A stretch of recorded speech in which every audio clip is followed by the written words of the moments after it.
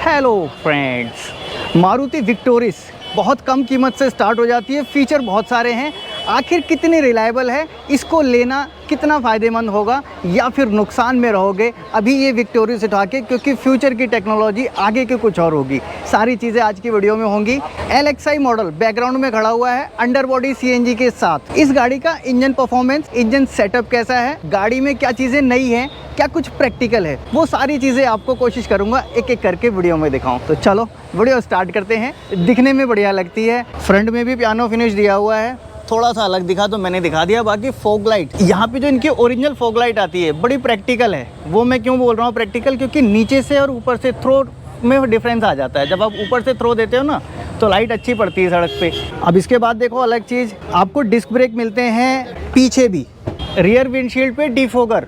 बाकी बाहर से देख लो ठीक ठाक देखने में दिखती है। बाकी रंग रूप तो देखो जी अलग की बात है। मेन होता है गाड़ी कब तक साथ निभाएगी, रास्ते में तो खड़ी नहीं हो जाएगी, जेब से पैसे कितने खर्च करवाएगी, वो इस वीडियो से आपको अंदाज़ा लग जाएगा। अंदर की चीज़ें आपको दिखाएंगे बाद में। सबसे पहले इसका इंजन भी खोल लेते हैं। आपको मारुति वाला फील आ जाएगा। ब्रेजा, ग्रैंड विटारा, उन सारी चीज़ों का ना एक DNA से आपको मिल जाएगा। जब स्टीयरिंग पकड़ो या फिर ये बटन खोलो या फिर ये वाले बटन देखो, वो आपको DNA मैच करता हुआ ही दिखेगा। लेकिन बहुत सारी चीज़ें इसमें अलग हैं।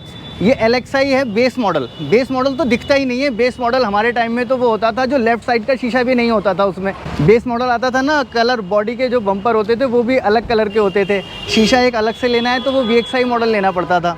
चलो इंजन वे पे आ जाते हैं सीधे। देखो इंजन आपको जाना पहचाना दिख रहा होगा। सेम वही हमारा ब्रेजा वाला इंजन है जो ब्रेजा में आता है, ग्रैंड विटारा में आता है, K15C सीरीज़ का 4 सिलेंडर का ये इंजन है। देखो आपको ये 4 सिलेंडर के एग्जॉस्ट लाइन से दिख रहा होगा, ये 4 सिलेंडर। पीछे इंटेक है, मल्टी इंजेक्शन पॉइंट इसमें आते हैं, यानी कि एक सिलेंडर में दो इंजेक्टर आते हैं, एक स्लो और एक हाई। अब देखो एयर फिल्टर, मैं एयर फिल्टर कहता हूँ 1 क्लिक ओपन होना चाहिए हर किसी गाड़ी में, क्योंकि इसको ना आपको ज़रूरत पड़ती है बार बार खोल के साफ़ करने की।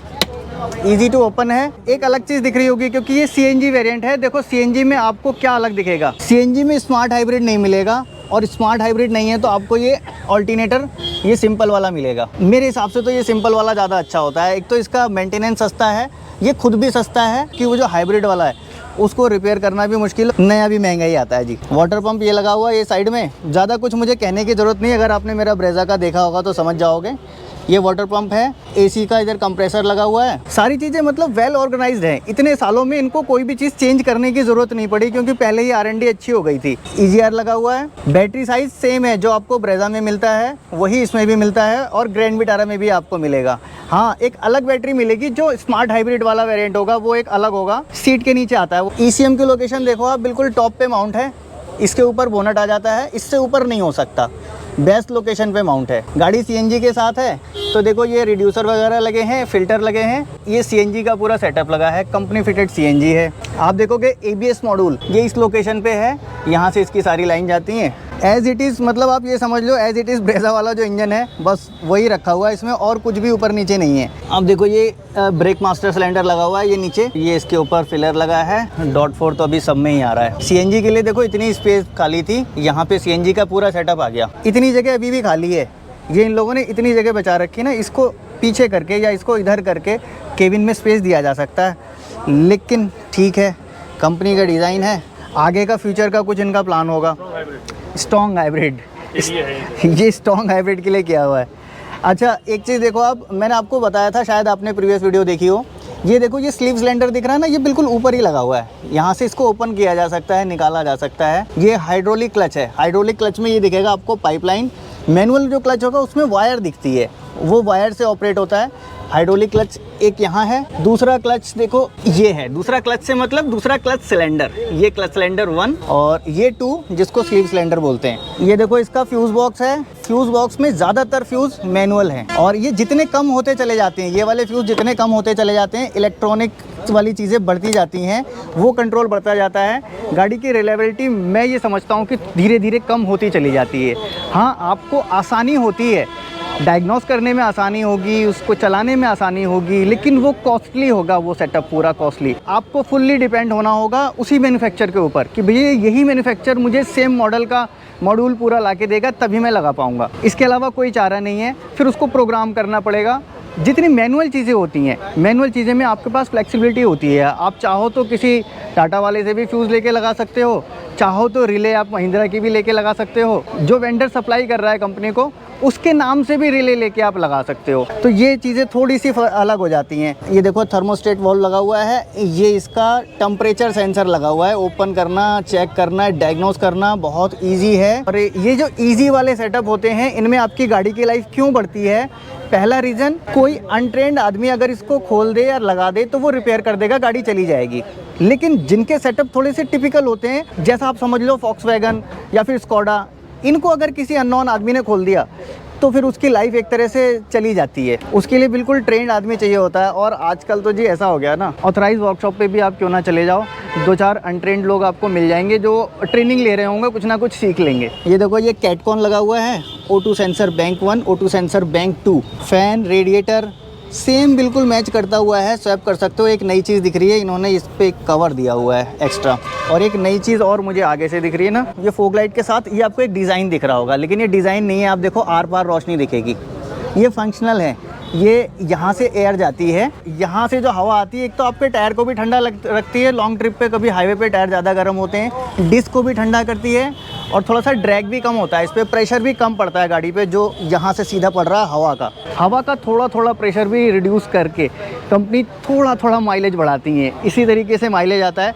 एरोडायनेमिक जो गाड़ी होगी, जिसका डिज़ाइन अच्छा होगा, उसका माइलेज अच्छा होगा। बिल्कुल खड़ा इस टाइप से बस टाइप में गाड़ी होगी, उसका आप देखना माइलेज ड्रॉप होगा, भले ही 1-2 का होगा, लेकिन होगा। अब देखो, ये विक्टोरिस 10,49,000 रुपये से स्टार्ट हो जाती है, और टॉप मॉडल लेने चले जाओ तो आप 20 लाख रुपए तक चली जाती है। बहुत सारे वेरिएंट हैं, लगभग 21-22 वेरिएंट इनके हैं। इसमें पावर ट्रेन भी बहुत सारे हैं। आपको चाहिए तो स्मार्ट हाइब्रिड के साथ नॉर्मल पेट्रोल वाली ले लो, या फिर CNG के साथ ले लो, या फिर स्ट्रॉन्ग हाइब्रिड ले लो, या फिर ऑल ग्रिप ले लो, टॉर्क कन्वर्टर। ऑप्शन इतने हैं कि जैसा आपको चाहिए वो ले सकते हो। बेस मॉडल में भी अगर जाते हो तो बहुत सारी चीज़ें मिल जाती हैं। चलो अंदर आते हैं, आपको अंदर दिखाता हूँ क्या क्या चीज़ें हैं।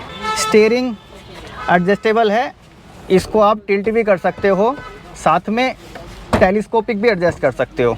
ऑटो क्लाइमेट कंट्रोल AC है बेस मॉडल में बटन के साथ। म्यूज़िक कंट्रोल के लिए एक बटन भी है। बाकी देखो, चार्जिंग के लिए एक सॉकेट यहाँ पे A पॉइंट दिया है, ये 45 वाट का है फास्ट चार्जर। एक यहाँ पे सॉकेट भी दिया है 12 वोल्ट का, एक्सेसरीज वगैरह कुछ लगानी हो तो लगा सकते हैं। पावर विंडो तो आजकल जी नॉर्मल हो गए हैं, हर गाड़ी में आते हैं। पहले हमारे समय में बेस मॉडल में हाथ से घुमाने वाले विंडो आते थे, फिर कुछ समय बाद ऐसा हुआ कि पीछे वाले मैनुअल होने लगे, आगे वाले जो थे ये पावर होने लगे।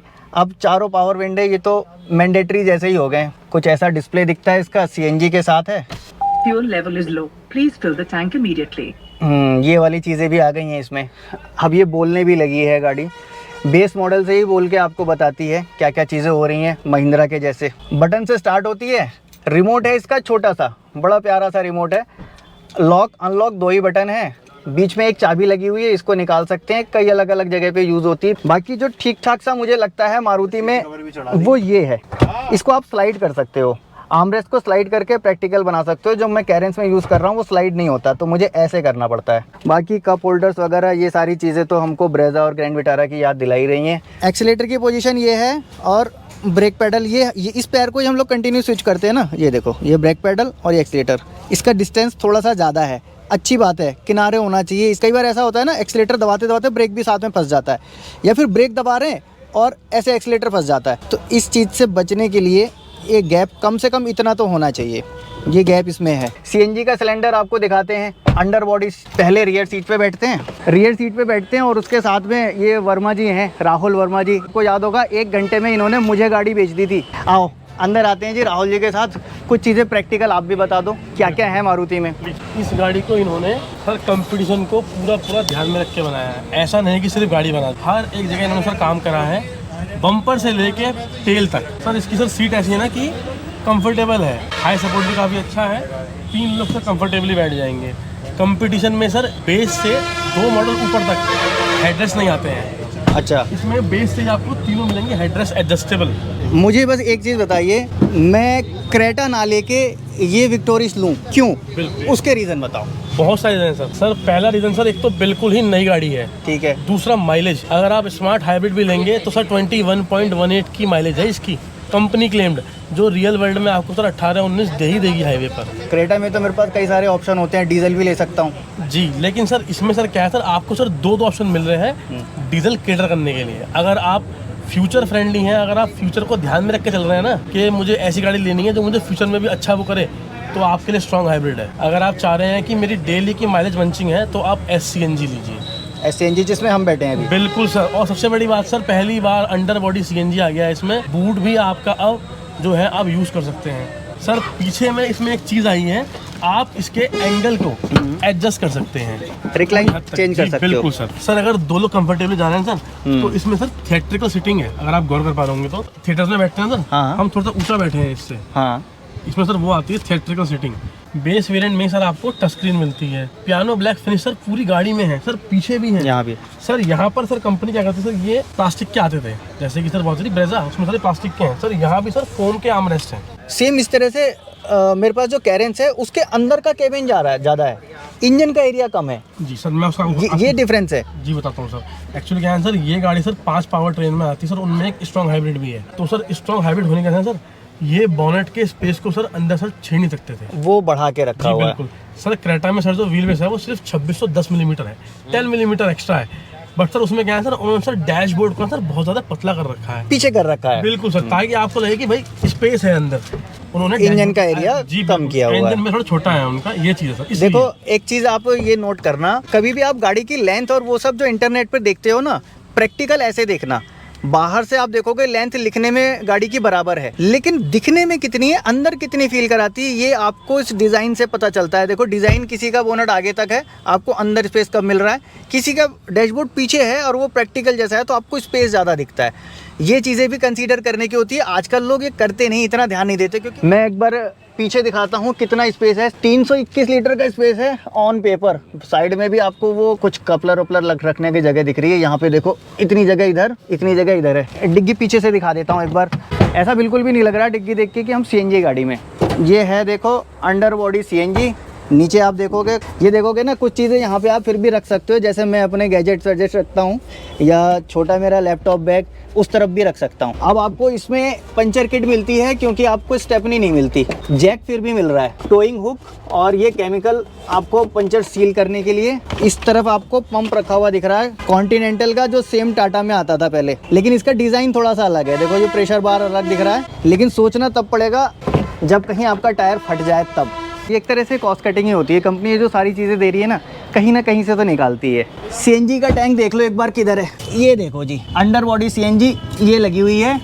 इसके नीचे की तरफ ये टैंक है, ब्लैक कलर का दिख रहा है जो आपको। देखो नीचे से देखते हैं क्या CNG टैंक टकराएगा। आप देखो ये वाला एरिया नीचे है, ये इसका बाहर नीचे है, पहले टकराएगा तो ये टकराएगा। CNG उस जो साइलेंसर का जो पाइपलाइन दिख रहा है ना आपको, उसके नीचे है, यानी कि उसके अंदर पड़ जाता है। पहले ये लाइन टकराएगी, फिर जाके वो सिलेंडर टकराएगा। टकराने वाला सीन नहीं है, वो तो मुझे दिख गया। पहले बाकी चीज़ें हैं टकराने वाली, तब वो टकराएगा। और वैसे ही टकराना होगा तो फिर पेट्रोल टैंक भी तो टकराएगा ना, सेम वही चीज़ है। आपको बहुत ज़्यादा फीचर लविंग नहीं हो, प्रैक्टिकल चीज़ें चाहिए कि जितना यूज़फुल हो, तो फिर LXi बेस्ट है। सबसे नीचे वाला जो वेरिएंट है LXi, प्रैक्टिकल सारी चीज़ें आ जा रही हैं जो होनी चाहिए। फिलहाल मैंने कोशिश की थी आज की वीडियो में सारी चीज़ें कवर करने की, जितना मुझसे हो पाया। कुछ रह गया अगर होगा तो नीचे कमेंट बॉक्स में पूछ लेना, मैं वो बता दूंगा। आज की वीडियो को यहीं पे एंड करते हैं। वीडियो अच्छी लगेगी तो लाइक कर देना। मन में कोई भी सवाल या फिर कोई सुझाव होगा तो नीचे बेझिझक कमेंट बॉक्स में लिख देना। मिलूंगा नेक्स्ट वीडियो में ऐसे किसी इंटरेस्टिंग टॉपिक के साथ। Thanks for watching.